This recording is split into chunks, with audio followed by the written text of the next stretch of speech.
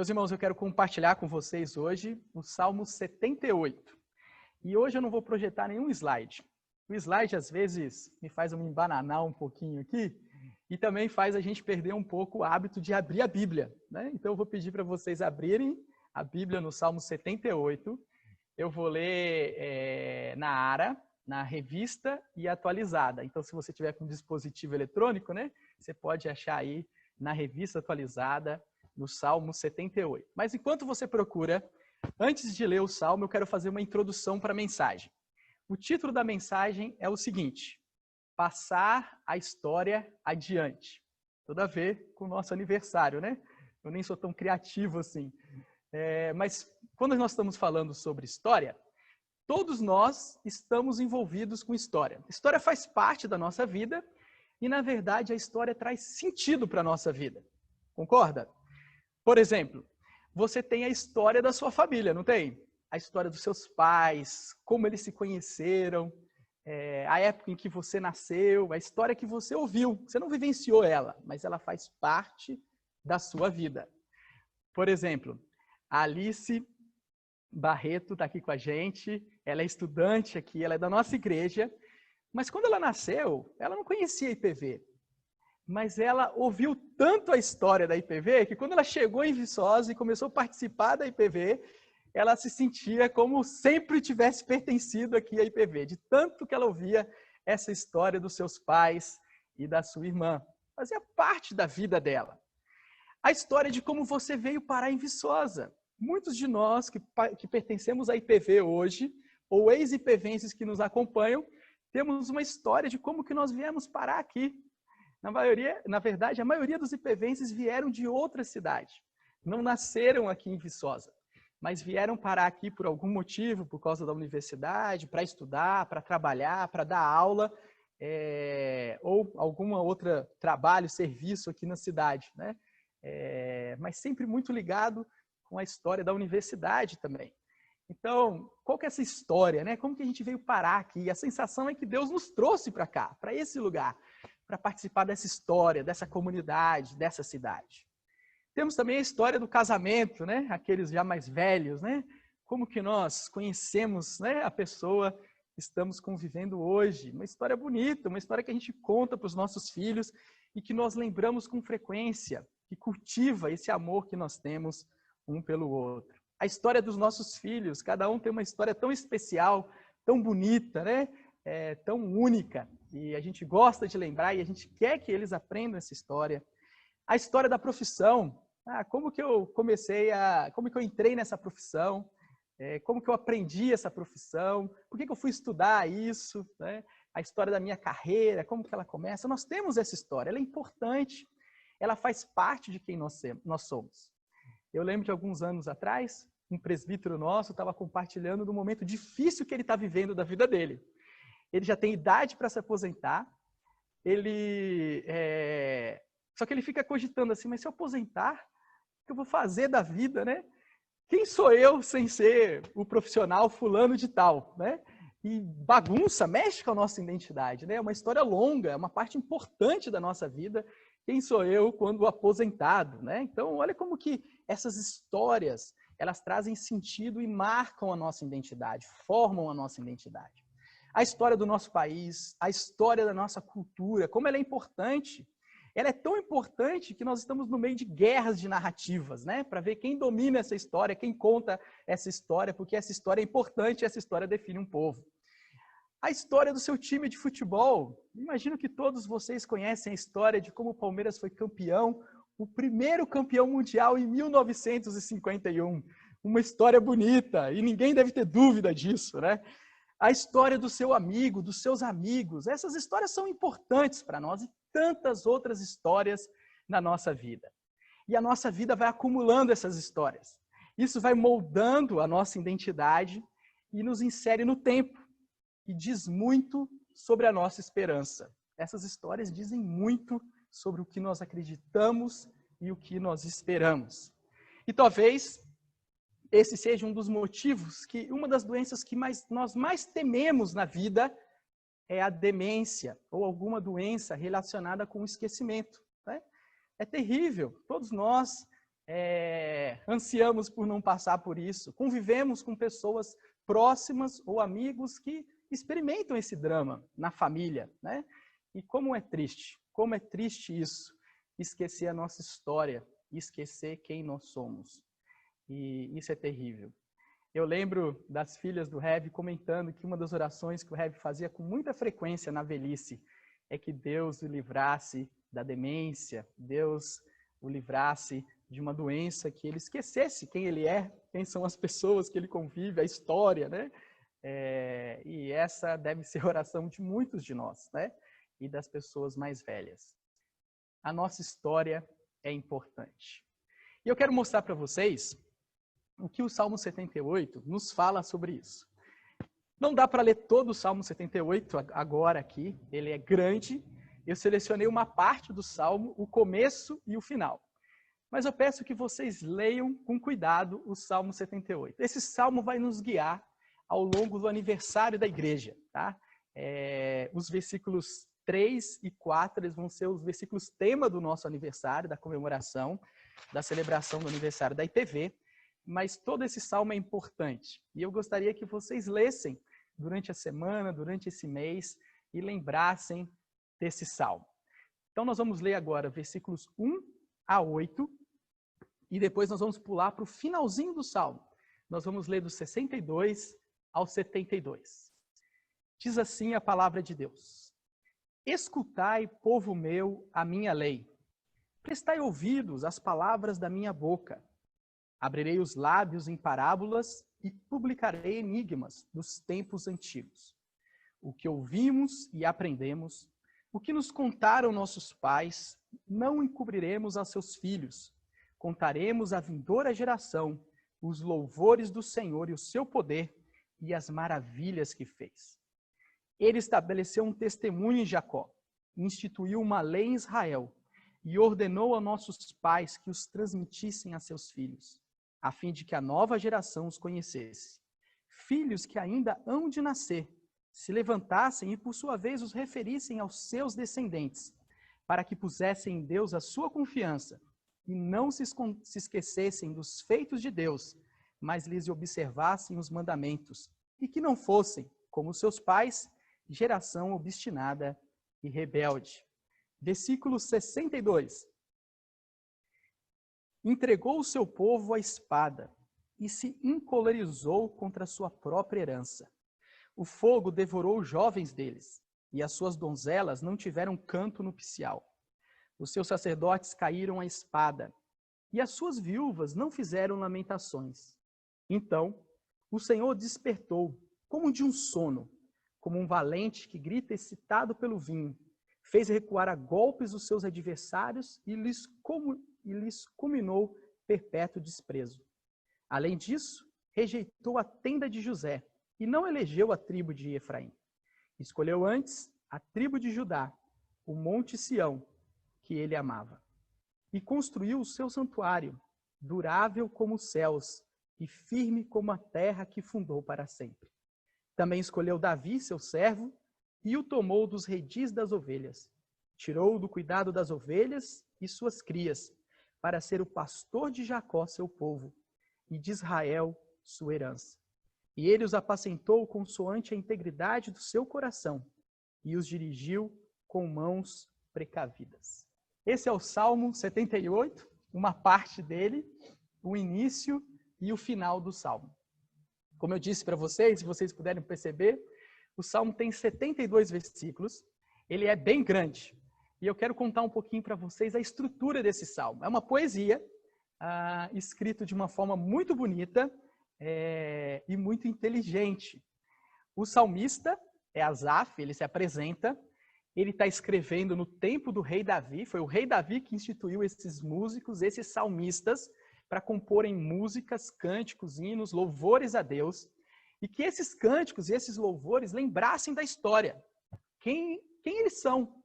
E o que diz sobre a identidade deles está relacionado quem é o Deus, quem é o Senhor deles, o Deus verdadeiro. O Deus que eles têm uma aliança, o Deus que os convocou e os chamou para serem o seu povo especial. E Asaf está fazendo o seu trabalho. Ele está construindo esse cenário, esse saltério, para que Deus seja louvado e adorado pelo seu povo. Ao contar a história, eles não omitem nenhuma parte da história. As partes maravilhosas, os grandes feitos de Deus, o amor de Deus, a misericórdia de Deus, mas também conta a infidelidade do povo, as besteiras do povo, os desvios, a infidelidade do povo, o juízo de Deus e de novo começa a misericórdia de Deus, o renovo, a restauração, a salvação do povo. E vai contando essa história em vários ciclos. A história do Salmo começa quando Israel é um adolescente ainda. Tem um autor, um comentarista bíblico que eu usei bastante para preparar esse sermão, Derek Kidner, e ele me ajudou muito a preparar essa mensagem para vocês, tá bom? Então estou fazendo justiça aqui, ele não está mais vivo. Mas ele chama essa fase de Israel, quando eles estão no Egito, na escravidão, da fase da adolescência de Israel. Quando eles saem da escravidão, eles passam pelo deserto, uma fase rebelde, né? Uma fase que tem dificuldade de entender a lei de Deus e de obedecer ela. E constantemente estão provocando o Senhor a ira. Mas lá da terra de Zoan, quando eles saem do Egito, até agora, no momento que eles estão no Monte Sião, em Jerusalém, no momento que eles estão atual, é um momento glorioso de Israel. É um momento muito importante, onde o rei é Davi, agora eles têm um rei. Agora esse rei tem promessas de Deus, Deus fez uma aliança com esse rei e com essa linhagem, e desse rei não mais faltará reis para sentarem no trono, até que viria o grande rei, o rei Jesus Cristo. É um momento de grande expansão de Israel, é um momento de domínio, de paz, de riqueza e de glória. Eles saíram da escravidão, de uma miséria, de uma pobreza, de opressão, para um momento agora de paz, de glória e de riqueza. E mostra um momento bom, um momento precioso que eles vivem e cheios de expectativa. Davi tem filho para assumir o reinado. Esse filho de Davi vai construir o templo. Todos os materiais estão preparados para o templo. A riqueza do templo, que vai representar a glória e a presença de Deus no meio do povo. É um momento histórico que eles estão vivendo. E o que o salmista faz é nos relembrar essa história toda. Existem vários percalços nesse caminho. Existem desperdícios nesse caminho. E é assim que o salmista vai mostrando. Ele começa com uma introdução, ou prólogo da história, e nesse prólogo ele aponta qual que é o problema do povo de Israel e o que eles têm que fazer para não repetir esses erros continuamente. Nós veremos isso daqui a pouco. E depois ele começa a contar essa história, e ele conta em 2 ciclos. O primeiro ciclo que ele conta vai do versículo 9 até o versículo 39. Ele conta esse ciclo de histórias e ele recorda as experiências no deserto. E depois ele recorda o juízo e a misericórdia de Deus. O povo é restaurado novamente. E aí Asaf começa a contar mais um ciclo. E o ciclo parece muito repetitivo. Parece que nós estamos lendo a mesma história, os eventos mudam, mas o fenômeno é muito parecido. E de novo, o salmista recorda dos versículos 44 até o 64, as experiências no deserto, desastrosas. Aí lembra novamente o juízo e a misericórdia de Deus. E o povo é restaurado até o momento em que eles vivem hoje em Jerusalém. Agora eles têm um rei, agora eles estão prestes a construir o templo. Eles estão em paz com Deus. Eles vivem em paz entre si e eles vivem em paz, em ausências de guerra. É um momento muito especial que o povo de Israel está vivendo. O Salmo é dedicado para contar essa história. Essa história, ela nos faz lembrar de quem Deus é e pelo que Ele fez e pelo que Ele nos ensinou através da sua lei e da sua palavra. E a história vai mostrando esse ritmo.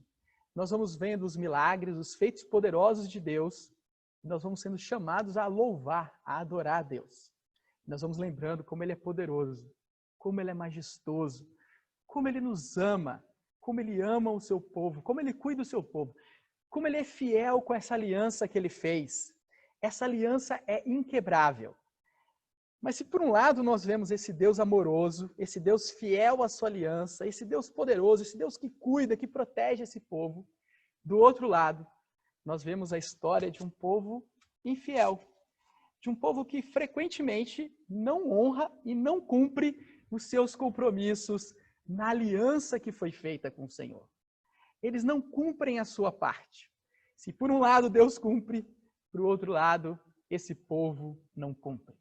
E toda vez que esse povo vive mal, se dá mal, situações dificílimas, quando eles são dominados por outros povos, quando eles vivem em situações parecidas com a escravidão, situações de miséria, de pobreza, de desgraça, de injustiça sobre a terra, de muita iniquidade, aí eles lembram, quebramos essa aliança. A história conta que eles se arrependem, clamam ao Senhor no meio desse juízo, e Deus revela a sua bondade e a sua misericórdia, restaura esse povo e põe a aliança de volta na mão desse povo e trata eles como seu povo santo, seu povo amado, seu povo querido, não mais se lembrando das coisas do passado. Meus irmãos, essa é a história da redenção. Essa é a nossa história. A nossa história é muito parecida com essa história. É por isso que o salmista começa no versículo 1 e 2, dizendo assim: eu vou falar para o meu povo, atenta para a minha lei. Eu vou abrir a minha boca, mas eu vou falar para vocês em parábolas. E as parábolas que o salmista conta é a história do povo. Uma história que é a nossa história, que lembra a nossa história. Inclusive, nós nos enxergamos em vários atos dessa história, cometendo os mesmos erros, recebendo o mesmo perdão, a mesma bondade, a mesma misericórdia, sendo restaurado continuamente pelo nosso Deus. Essa é a história da redenção. Essa é a história que nós encontramos no Salmo 78. E o chamado aqui de Asaf, no começo, que ele faz no prólogo é: olhem para a história. Vejam os problemas que aconteceram. Vejam a desobediência do povo. Essa história não deve se repetir. Esses erros contínuos, eles devem ser interrompidos. Essa infidelidade, esse abandono ao Senhor, esse desprezo ao Senhor, deve ser interrompido. E aí, ele constata que isso não aconteceu. E o prólogo mostra qual que é o ponto, qual que é o problema. Por que aconteceu isso? Meus irmãos, eu preciso fazer um parêntese aqui. O Salmo está contando a história até a época do rei Davi. Nós temos um privilégio. Nós conhecemos a história até o nosso Senhor Jesus Cristo. Nós sabemos que essa história de constante fracasso do povo de Israel, de abandono das gerações vindouras, elas se repetiram depois de Davi. Por mais 1000 anos, elas continuaram. Até que veio um rei que foi fiel ao Senhor. O Rei dos Reis, o Senhor dos Senhores, o nosso Senhor Jesus Cristo. Esse rei, sim. Esse rei, de uma vez por todas, ele obedeceu fielmente a Deus, a parte da aliança. Na verdade, ele obedeceu em nosso lugar. Ele obedeceu no lugar de todo o seu povo. Ele foi fiel e ele estabeleceu a paz e a prosperidade no seu reino. Mas não como Davi, temporária. Mas uma paz e uma prosperidade que não serão interrompidas jamais. E nós somos convocados e chamados para participar desse reino maravilhoso do nosso Senhor Jesus Cristo. Nós entendemos melhor esse salmo olhando para o nosso Senhor Jesus Cristo, para a fidelidade de Deus para com essa aliança. O salmista aqui, ele observa qual que é o problema, qual que é o erro contínuo que o povo de Israel tem cometido. O problema está na passagem do bastão de uma geração para outra. Esse é o problema que acontece com o povo de Israel. É isso que Asaf percebe, e é isso que ele fala, que a gente não deve cometer esse erro. Esse é o chamado. É isso que nós vimos dos versículos 3 ao 7. uma responsabilidade que os pais têm e uma responsabilidade que a igreja tem, cada um dentro da sua esfera, mas essa responsabilidade de comunicar com fidelidade e integridade os ensinamentos do Senhor, contar as histórias do Senhor para a próxima geração, para que esse efeito, né, de abandono, de esquecimento, não se repita. Essa é a história que Asaf conta. Meus irmãos, todas as escrituras, elas batem na mesma tecla. Eu estou fazendo a minha devocional recentemente, um dos livros que eu estou usando é Juízes. E Juízes a gente vê esse ciclo de forma muito repetitiva. Josué morre e cada juiz que é levantado por Deus para libertar o povo, morre, é a mesma história. Quando aquela geração que foi restaurada, que foi liberta, que viu os feitos do Senhor, que conheceu o Senhor, que aprendeu a amar o Senhor, quando essa geração morre, a geração seguinte se esquece do Senhor, abandona o Senhor e cai nos mesmos erros de idolatria, vai se perdendo, a injustiça vai se multiplicando na terra, a corrupção, a maldade, a perversidade, até que o povo percebe, como que a gente veio parar aqui? O que aconteceu conosco? Como que a gente cometeu tantos erros? Como que nós cometemos tantos erros seguidos? E aí o povo se arrepende, clama ao Senhor, Deus levanta um Redentor. É assim. Com a morte de Josué foi a mesma coisa. Diz assim em Juízes capítulo 2, versículos 8 a 10. Depois que Josué e toda a sua geração morreu, surgiu uma nova geração que não conhecia o Senhor e o que ele havia feito por Israel. E, como consequência disso, como dizia o Heavy, meus irmãos, em vários momentos da mensagem dele, quando ele constatava isso, eu lembro ele falando, que tristeza, abandonaram o Senhor. E essa história vai se repetindo no livro de Juízes, nos outros livros históricos, nos livros proféticos, nós vemos sempre a mesma história. E esse é o chamado do prólogo. O que ouvimos, o que aprendemos, o que nos contaram nossos pais, isso nós não encobriremos aos nossos filhos. Nós lembraremos dos louvores do Senhor, do seu poder, das maravilhas que fez. E nós vamos comunicar isso com a próxima geração. Para que os filhos dos nossos filhos conheçam o Senhor, temam o Senhor e compartilhem essa maravilha com a próxima geração. As exigências básicas de Deus, expressas nas responsabilidades que nós temos nessa aliança com Ele, com o nosso Deus, não é só um compromisso individual, meu com o Senhor. Essa aliança que eu tenho com Deus, esse compromisso que eu tenho com Ele, envolve a minha família, envolve a minha esposa, envolve os meus filhos, envolve essa comunidade que nós estamos, envolve o povo de Deus, a sua igreja. Nós, muitas vezes, temos a tendência de olhar para a salvação como algo individual, como algo que se diz respeito apenas a mim. E é provável que o espírito do nosso tempo, esse individualismo que nós vivemos, essa sequência de ismos que o Johnny falou para nós domingo passado, interfira nisso. Um olhar individualista. A fé sempre relacionada a algo particular, né? A sua experiência privada. Mas não é isso que a palavra de Deus fala. Não é isso que Jesus fala. Jesus não é só o salvador da nossa alma. Ele é o salvador e o redentor de tudo, do nosso corpo, da nossa mente. E ele é mais que isso. Ele é mais que o salvador. Ele é o Senhor. Ele é o Senhor de todas as coisas. Tudo pertence a Ele. Tudo é dele. Tudo foi criado por meio dele. Tudo é para Ele. Tudo é para a glória dele. Então isso envolve tudo na nossa vida.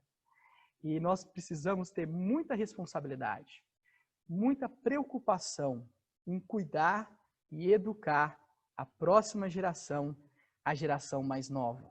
E a palavra de Deus exige isso. Êxodo capítulo 10, versículos 2, Êxodo 12, 26, 27, Deuteronômio 6, do 6 ao 9, 20 a 22, Deuteronômio 11, 19 a 21, Deus dando ordens explícitas, ordens firmes, sérias. Não deixem de falar da lei, das maravilhas do Senhor aos seus filhos. Não deixem de falar. Falem sentados na mesa, Fala em casa, em qualquer momento, conversando, andando pelo caminho, escreve isso na porta, nos umbrais, enche a sua casa de marcos, né? Lembre da história de Deus, o que Deus fez na sua vida. Compartilhe, conte essa maravilha para os seus filhos. Conte para os filhos da igreja, conte para os estudantes. Os estudantes precisam conhecer essa história, os novatos da nossa igreja. Lá o PJ, a UPA, a mocidade, eles precisam conhecer essa história maravilhosa do que Deus tem feito. Meus irmãos, e esse é um momento muito importante da nossa igreja. Um momento histórico. A pandemia já seria mais do que suficiente para esse momento ser histórico, né? Nós nunca mais vamos esquecer desse momento que nós estamos vivendo. A gente não sabe nem quando ele vai terminar. A nossa vida mudou, a gente nem sabe como que vai ser a vida depois de tudo isso. O que vai acontecer, como que vai ser. Muita coisa tem mudado. É um momento importante. A nova geração precisa de coragem. Da coragem dos velhos, da história dos velhos. Eles precisam lembrar essas histórias. Eu falo aqui com muito respeito e carinho. Os velhos da nossa igreja, os velhos da nossa casa, precisam lembrar dessas histórias do Senhor e precisam contar para a próxima geração, precisam contar para os filhos, para os netos, para os amigos, para os vizinhos, para todos os mais novos. Nós precisamos lembrar dela para nos enchermos de coragem e esperança. Para sabermos qual é o caminho. Vocês já trilharam esse caminho, boa parte da vida. Nós precisamos lembrar disso, ter esses testemunhos, ter essas sinalizações, elas são importantes. Mas a nossa igreja também vive esse momento. E a transição pastoral é um símbolo disso. A transição é muito maior do que a transição pastoral, esse momento que nós estamos vivendo. É uma transição de geração na nossa igreja. É uma transição, uma nova geração precisa ser formada para assumir as responsabilidades da comunidade. Nós estamos anunciando em setembro a eleição de 6 oficiais da igreja no meio de uma pandemia. À distância. Isso é uma coisa muito diferente, muito nova, mas muito séria e importante. Precisamos fazer isso. Quem são esses homens? Quem são eles? Desses 6 oficiais, são 2 diáconos e 4 presbíteros. Nós temos 16 diáconos. Então, 2 diáconos é 1/8. Você fala assim, nem é tanto assim, né, representativo. É verdade, nós temos mais 14 para treinar esses 2. Mas quando nós falamos dos presbíteros, a igreja tem 9 presbíteros. Eleger 4 é quase 50% do conselho da igreja. Olha que responsabilidade. Mas não pensar só na IPV em si, mas vamos pensar nos ministérios que a IPV está envolvida. Vamos olhar para o SEM, para a Rebusca, para a Interserve, para todos os ministérios paralelos que a igreja acredita, apoia, envolve. Gideões. Precisamos de pessoas, precisamos de líderes que assumam responsabilidade, sem perder as marcas da nossa comunidade. Sem perder e sem esquecer qual que é a nossa vocação, o nosso chamado, os nossos valores, a nossa preocupação, aquilo que Deus nos deu de precioso, que está na nossa história e que deve ser continuado com criatividade para os desafios do nosso tempo. Precisamos fazer isso. E isso envolve toda a comunidade. Os mais novos, prestando atenção, buscando, querendo saber, curiosos, interessados, se apaixonando por essa história, assumindo como minha história, essa é a minha história. Mas também os mais velhos não desistindo, não achando que já fez tudo o que tinha que fazer, estou muito cansado e agora acabou. Acabou de fazer aqueles trabalhos burocráticos, né? De planejar, de carregar banco, de arrumar sala, abrir igreja, organizar escala. Esse trabalho já acabou mesmo, vocês não têm mais necessidade de fazer isso. Mas tem a necessidade, a importância de compartilhar a história com a igreja, com os mais novos. De aconselhar os mais novos.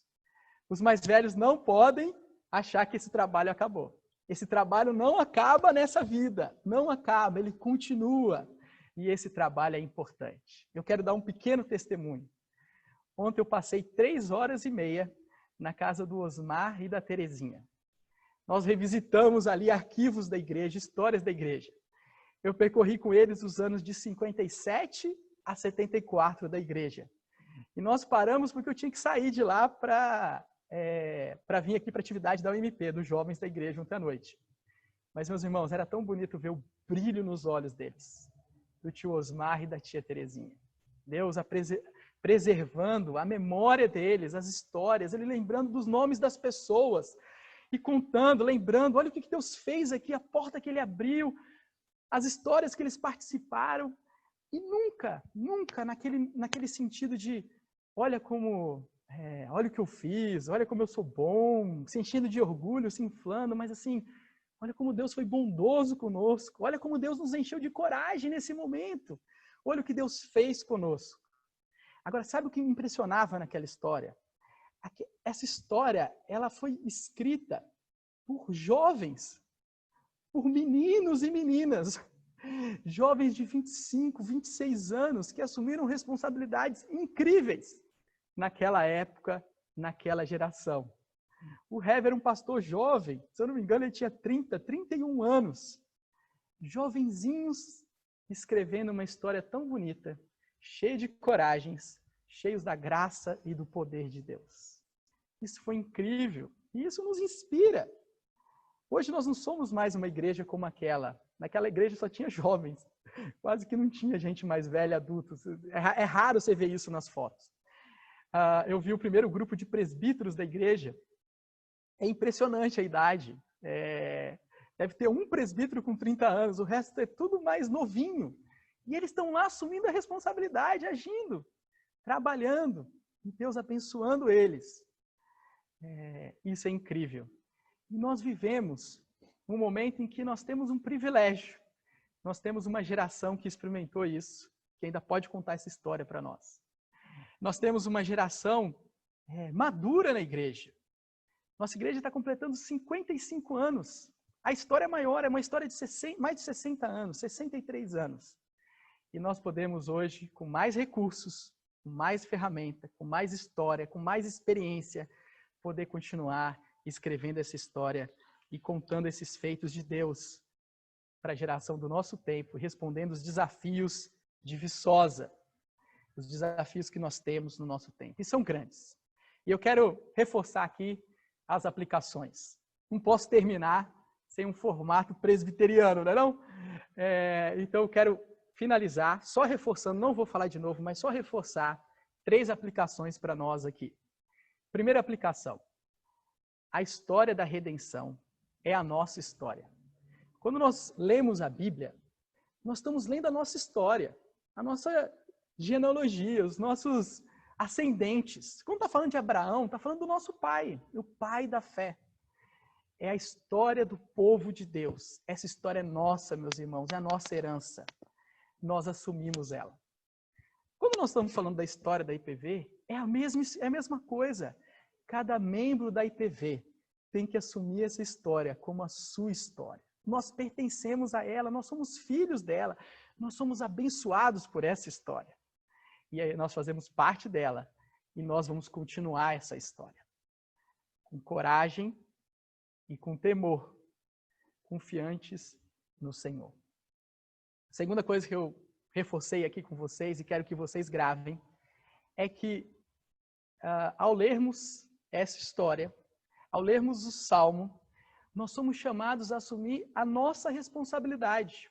A nossa geração, a minha geração, é chamada a assumir a sua responsabilidade, o nosso papel na igreja, na comunidade. Precisamos assumir os trabalhos da igreja. Precisamos fazer isso. A gente não pode só ficar preocupado quando tudo estiver resolvido na minha vida. Não foi assim com os nossos irmãos no passado. Quando eu tiver com os meus filhos, tudo certo, resolvido, quando eu tiver com a minha casa própria, com o meu emprego estabelecido, aí sim, aí eu vou me dedicar. Não, é agora, é já, é no meio da confusão da vida, da bagunça. Nós não sabemos quanto tempo nós temos de vida. É agora que nós precisamos assumir essas responsabilidades, arregaçar a manga, pôr a mão no arado e cumprir o desafio de pregar o evangelho do nosso Senhor Jesus Cristo para a nossa geração, de olhar para os problemas da nossa cidade, da nossa época e agir com firmeza. A nossa geração é chamada para isso. Precisamos fazer isso. Chegou a hora. E também, meus irmãos, Esse é o nosso tempo. O nosso tempo tem os seus desafios. Nós não temos mais perseguição por estar implantando, trazendo a igreja evangélica para a cidade. O desafio não é mais esse. Nós não temos mais uma tensão, um desafio, uma perseguição da igreja católica. Não existe mais isso. Na verdade, hoje até tem algumas coisas que nós fazemos juntos. Os desafios são outros. Os desafios são novos. E eu vou compartilhar só um desafio aqui. O desafio hoje é o seguinte: se nós não assumirmos a história da Bíblia, da redenção, como a nossa história, se nós não assumirmos a história da IPV como a nossa história, sabe o que vai acontecer? Nós vamos assumir a história da ideologia de gênero, aquela narrativa como a nossa história. Nós vamos assumir histórias políticas e econômicas, de ideologias, como a nossa história. E a gente vai se prender a isso e achar que é essa a nossa vida, essa é a nossa defesa. E é assim que nós olhamos o mundo, por esse prisma de gênero, esse prisma político e econômico. A nossa história é maior que isso, meus irmãos. A nossa história está no nosso Criador, no nosso Redentor, está no nosso Senhor Jesus Cristo. Ali que está a nossa identidade. Não é a esquerda, não é a direita, não é nada disso que diz quem nós somos, o que nós estamos fazendo aqui. A nossa história é mais rica e mais preciosa que isso. E eu faço um apelo para todos vocês. Não deixem nem a esquerda, nem a direita, nem o centro, nem qualquer outra coisa cativar a sua imaginação. Por favor, meus irmãos, não deixe isso acontecer. Deixe o Evangelho cativar a sua imaginação. Deixe o Evangelho do nosso Senhor Jesus Cristo. Olha para o mundo a partir da ótica do Deus Criador e Redentor de todas as coisas. Olha para a ótica do que Deus está fazendo, reconciliando consigo todas as coisas, triunfando. Vamos olhar para a história. Nosso Senhor Jesus Cristo está voltando. Vamos olhar para essa história e vamos ser guiados por ela, pela narrativa bíblica, não pelas narrativas do mundo. Não vamos deixar a pauta da igreja ser definida por essas pautas lá fora. Não, meus irmãos, não vamos fazer isso. Mas vamos deixar as Escrituras nos chamarem para cumprirmos a nossa vocação nesse mundo. Um mundo em confusão. Esse é o mundo que nós estamos. Só que nós não estamos confusos, meus irmãos. Nós estamos com o Senhor, nós estamos caminhando com Ele, no meio de um mundo confuso, mas cheios de confiança e de esperança. Traga isso para o seu coração. E eu concluo dessa forma. Lembre da nossa história, da nossa responsabilidade e do nosso tempo. E concluo assim. Em agosto, a IPV completa 55 anos de organização. Na história tem 63. Mais precisamente no dia 12 de agosto. Mas a história da plantação da primeira igreja evangélica de Viçosa começa na década de 50. É uma história linda de coragem e perseverança, que exalta os grandes feitos de Deus. Precisamos relembrar essa história e contá-la à nova geração. Para isso, nós contamos com o entusiasmo de nossos irmãos pioneiros em revisitar essas memórias. Viajaremos durante um mês pelos arquivos da IPV e nos valeremos de toda a criatividade, meus irmãos, da nova geração, para ajudar na comunicação desses vídeos, imagens, textos e música. Participem conosco, participem com entusiasmo e que o Senhor nosso Deus nos abençoe. Amém. Essa é a nossa história, meus irmãos. A história da caminhada junto com Deus, a história da expectativa desse Deus conosco, a história desse Deus conosco na pessoa de Jesus Cristo, caminhando junto com os apóstolos e a primeira igreja, a igreja primitiva, e desse Deus caminhando conosco hoje. E essa história a gente vai passar para frente, para a próxima geração. Celebraremos a história da IPV no próximo mês, a expectativa de passar para as próximas gerações, que Deus governa as nossas vidas, Deus redime a nossa história. Vamos orar? Ó Deus, protetor de todos os que em ti confiam, sem o qual nada é forte, nada é santo. Aumenta e multiplica em nós a tua misericórdia, para que debaixo da tua direção e do teu governo possamos passar pelas coisas temporais de tal modo que não percamos as coisas eternas. Concede isso, Pai Celestial, por amor de Jesus Cristo, teu Filho, nosso Senhor, que vive e reina contigo e com o Espírito Santo, um só Deus, agora e sempre. Amém. Pedro. Meus queridos irmãos, que o Deus de toda a história está nas mãos do nosso Deus.